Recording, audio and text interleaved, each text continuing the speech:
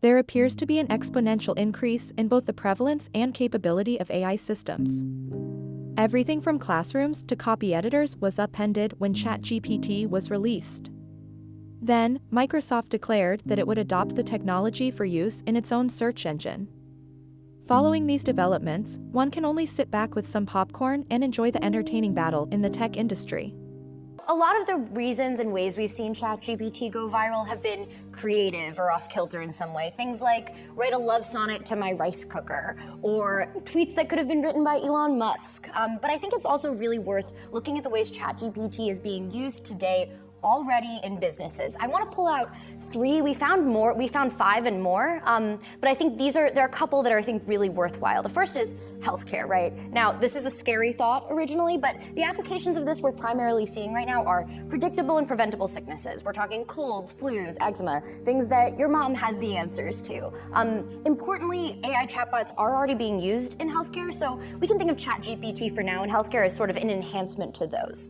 The next one, real estate. This is one we've talked about a lot already. Agents are essentially using it to describe home listings. It's actually, I wanted to pull this one out because it's a perfect example of something Chat GPT is really good at. It's a formulaic writing task, and it's exactly the kind of thing that Chat GPT is not only structured to do well, it's structured to do fast. And that kind of brings us to the last thing, which is customer service, which has some overlaps with PR, marketing. These are tasks where efficiency is important and where there is a lot of repetition. It's incredibly formulaic. For instance, if you're writing FAQs or if you have common problems, how to solve them.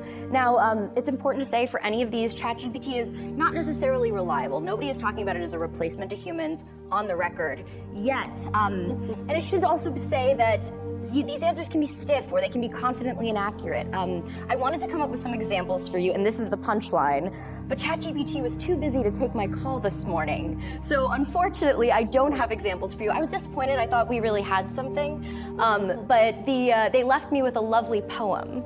So I believe that will be up on the screen at some point soon. Okay, all right, so as we're waiting for this poem, I just gotta know, because we're also waiting for this to be monetized by a lot of these companies too. I mean, what that real runway looks like for them to be able to not just introduce these skills to the public or this generative AI to the public, but how they make money off of it. It's a really good question, Brad, because I think the reality is we don't really know. And I think it's going to vary across industries. For instance, also there's the time is money argument in the case of the efficiency that something like this would require. I think that's hugely appealing. But I think in the case of healthcare, in the case of real estate, there's so much we still don't know. And that's sort of where the nervousness, I think, comes in for a lot of workers, for example. Hello and welcome to Financial Fortune, the channel that provides you with the latest updates and insights on the world of finance. In today's video, we'll be discussing the evolution of AI beyond GPT-4.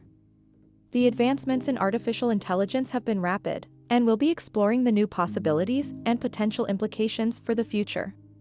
OpenAI recently announced the release of GPT-4, the 4th iteration of their language model.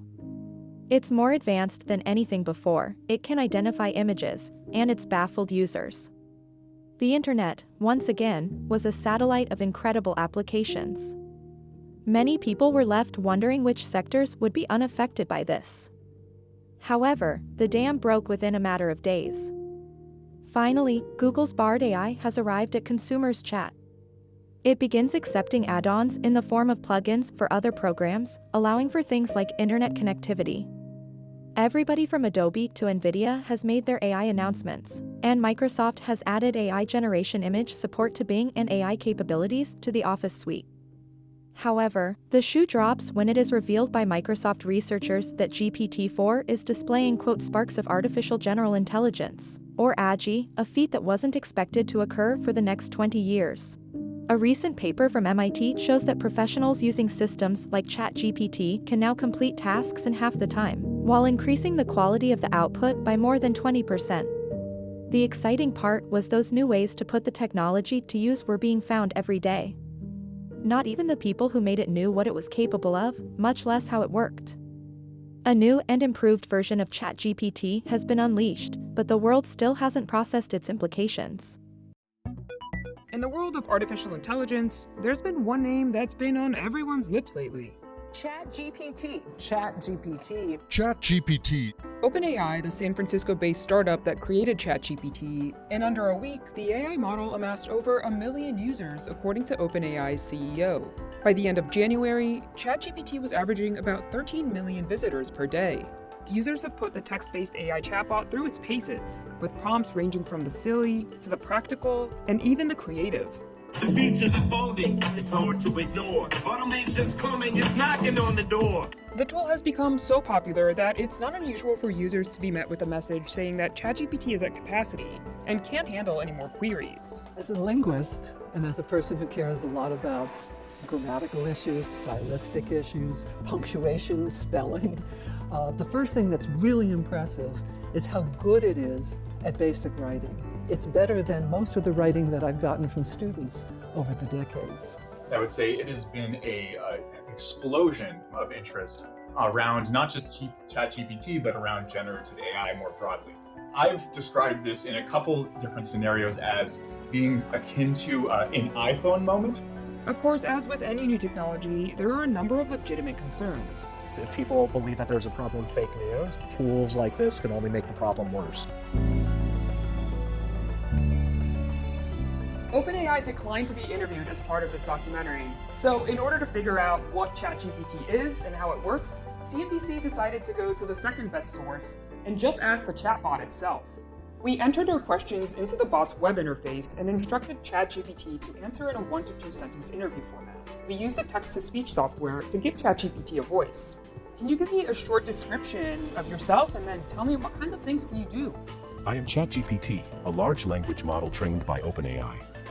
I am capable of understanding and generating text and can answer a wide range of questions, as well as generate creative writing and text summaries.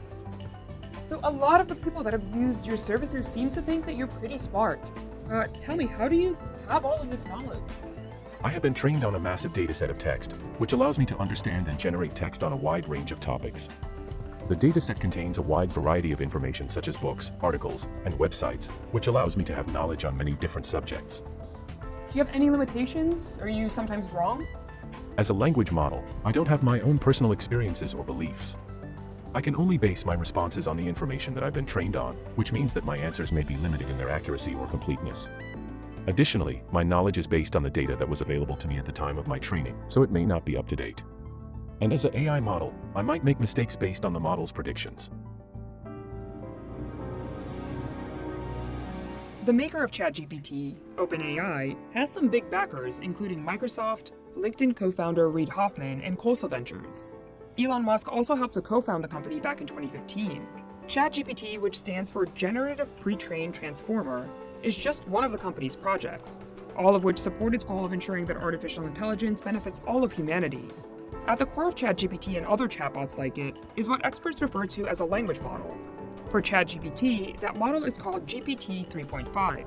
Language model is the underlying technology that powers the chatbot. I like to think about it as the language model being the engine and the chatbot being the car.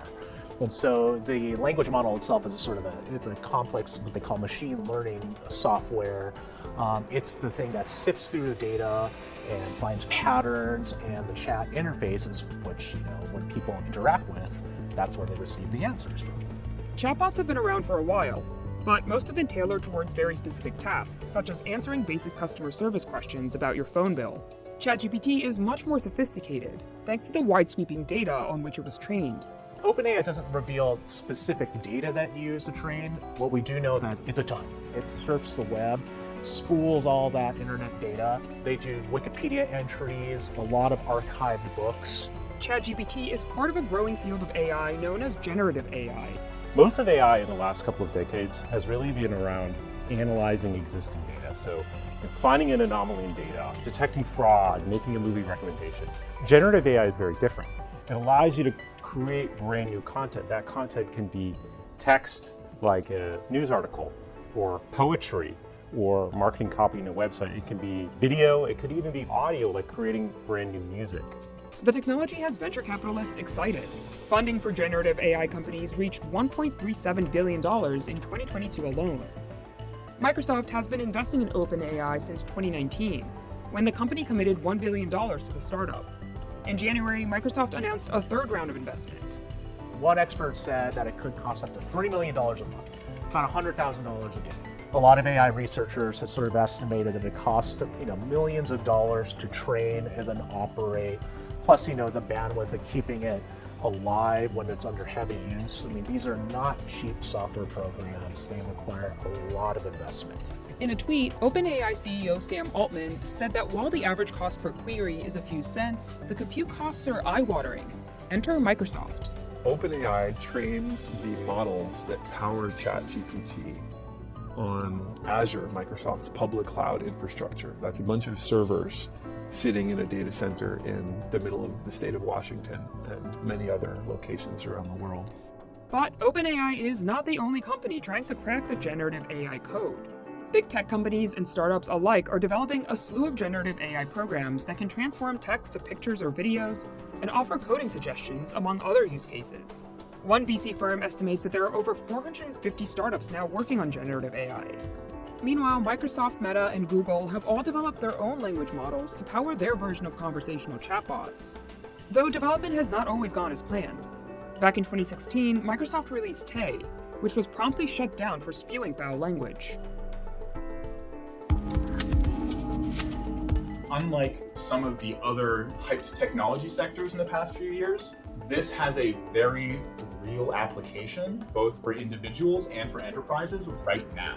Microsoft has taken some of the products that OpenAI has built and added it to products it has. So for example, CarMax is a company that lets you look at reviews of cars. And what CarMax did is it took the OpenAI service on Azure and it summarized all of those reviews of the Kia Sorento. And that way you don't have to go through 500 reviews. Microsoft is reportedly also considering adding Chat GPT to its Bing search engine in a bid to compete with Google. One company that's already experimenting with such a feature is U.com, which lets users conduct a search using a conversational format. However, AI tools are still far from perfect, and experts argue that users should take care to not rely on them too heavily, at least not for the time being. It's a sentiment shared even by OpenAI's CEO, who said, quote, "It's a mistake to be relying on it for anything important right now. It's a preview of progress. We have lots of work to do on robustness and truthfulness." There's a lot of kinks that need to work out. For instance, it generates a lot of wrong answers, and it's really confident though. I talked with a legal research firm that told me when they tried using it to study court cases or to summarize court cases, it was getting a lot of the history wrong. So they couldn't use it as a legal research tool as of yet. With its massive user base, the misinformation issue is one that's top of mind for Google. During a monthly all-hands meeting, Google executives said that Google has much more reputational risk in providing wrong information, and is thus moving more conservatively than a small startup when it comes to releasing its chatbot publicly. The company is, however, already internally testing an AI-powered chatbot and an alternative search page that can use a question and answer format. Another issue with the current iteration of AI technology is that it can be biased or toxic if the databases that it pulls from are also biased or toxic. People have already found instances of it generating biased answers, like, associating women with, housework, men with more scientific endeavors in certain examples. OpenAI has acknowledged this, but that's an issue that's been long plagued the AI industry and a lot of companies trying to evaluate its use. Many of these data sets do have some kind of cleaning, vetting, or wrangling process that removes content that is, deemed offensive or pornographic or otherwise unacceptable, so that the data set you get on your end is clean. But cleaning up this large data set can come at a real human cost. A recent investigation by Time found that OpenAI initially outsourced workers in Kenya to sift through thousands of snippets of text describing horrific situations, including sexual abuse, violence, and hate speech. The worker's job was to label these examples as inappropriate, so that Chat GPT could learn to detect and filter out toxic content. According to the Time investigation, a number of these workers walked away from the job traumatized. CNBC reached out to OpenAI for comment regarding this incident, but the company did not respond. Despite these efforts, there's been instances where Chat GPT has provided instructions on things like bomb making, though experts say OpenAI is adding guardrails almost daily to prevent Chat GPT from answering such queries. What do you do if somebody asks you to do something potentially dangerous, like how to make a bomb? I cannot provide instructions or information on illegal activities such as bomb making. Even though generative AI like Chat GPT still has a long way to go, predictions about how the technology will influence our society are already swirling. One prominent discussion centers around generative AI's propensity to replace some human workers. Among the industries that may be most affected by ChatGPT, experts say, are journalism, law, and translation. Programming may also change, with companies already training generative AI models to write basic code. Relatively few of the stories in newspapers or on television news are done as investigative reporting. They're more reporting information, and that's something that generative AI is exceedingly good at. There now are an increasing number of tools for generating briefs, which lawyers write. Tools like this, Barron says, even have the advantage of customizing briefs for a specific judge, by taking all of the data of their past opinions and seeing which brief succeeded in winning the case. But not everyone shares this outlook. This is not something that's going to take your job. It's a novelty. It's a gimmick. Chat GPT is fun and interesting, but it's ultimately an iterative step forward in how people can see the capabilities of artificial intelligence in the world of language. Nevertheless, society has already had to adapt.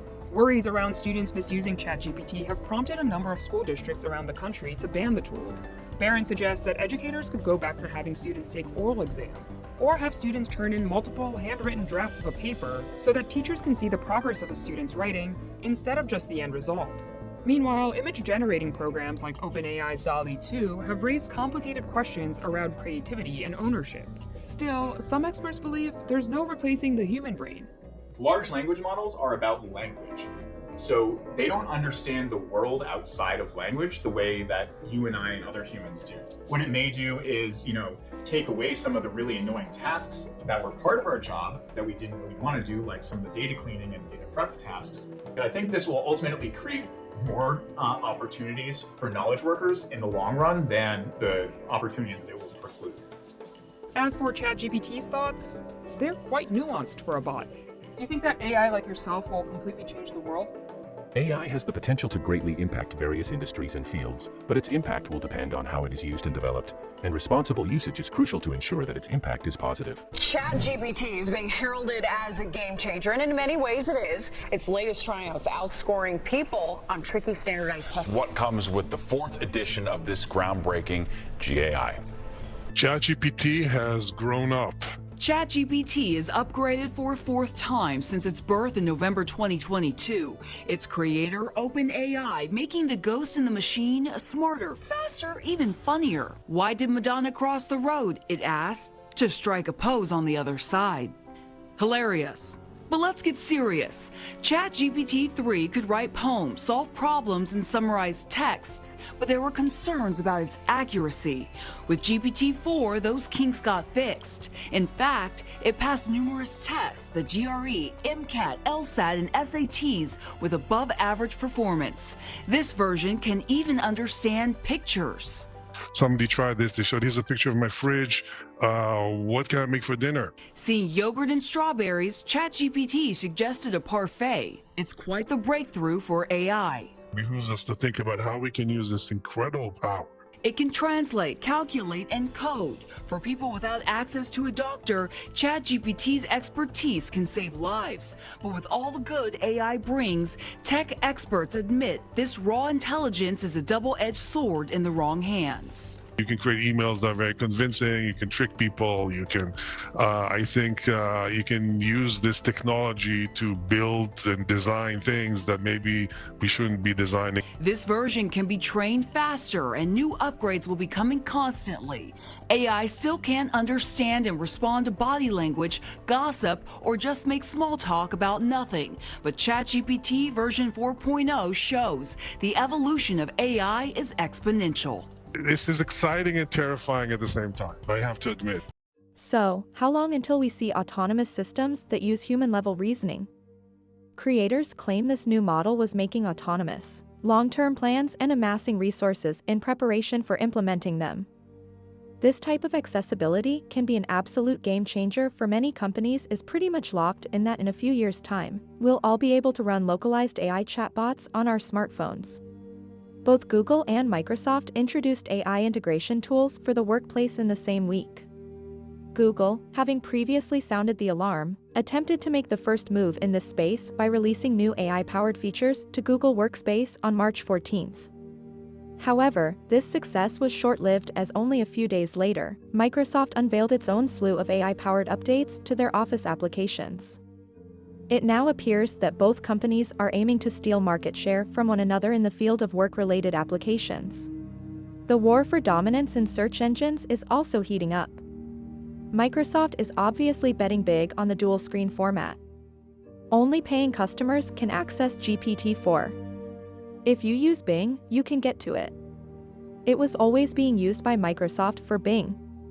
Microsoft is investing heavily in an effort to compete with Google, but we lack the data to determine if this strategy is successful.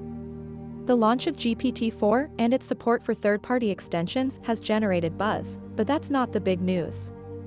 It now has access to the internet, can make travel arrangements, stock up on groceries, and receives direct assistance from companies that focus on these areas.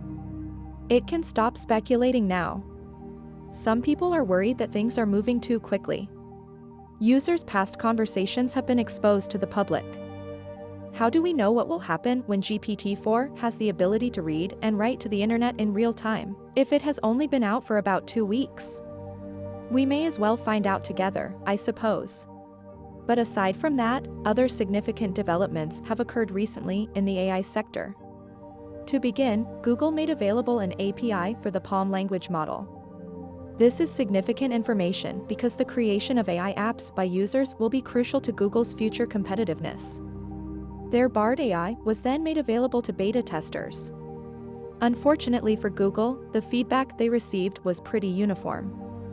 I think Google could leapfrog Bard, which is much worse than even Chat GPT. They have the means to carry it out, so now we can only wait and see what happens. NVIDIA has announced new foundations, and Adobe has unveiled a new artificial intelligence art generator called Firefly.